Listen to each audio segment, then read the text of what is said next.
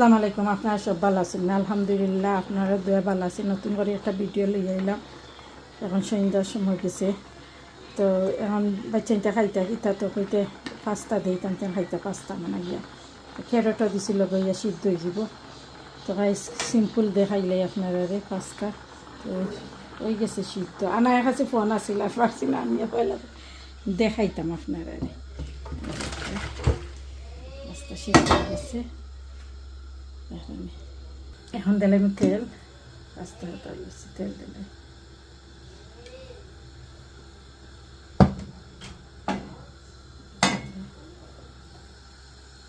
আর দেখো পাস্তা লাগি মেনেজ আর কেচাপ দুইটা মিক্স করিয়া দিমু।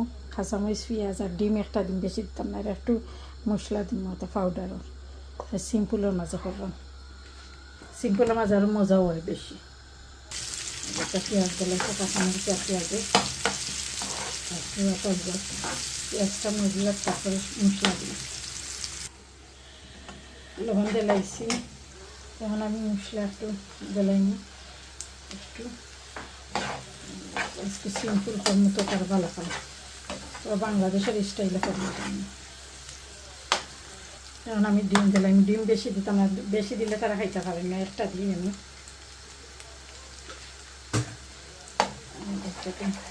ডিমটাও সাইডে একটা মতো দিই,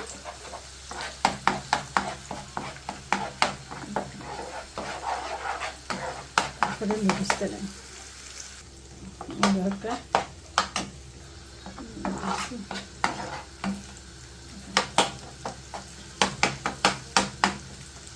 এখন আমি লুচিস দিলাম। আর যারা পালা ফাইন লাইক শেয়ার সাবস্ক্রাইব করবা প্লিজ, একটা লাইক দিবেন, আপনারা লাইক দিচ্ছেন না।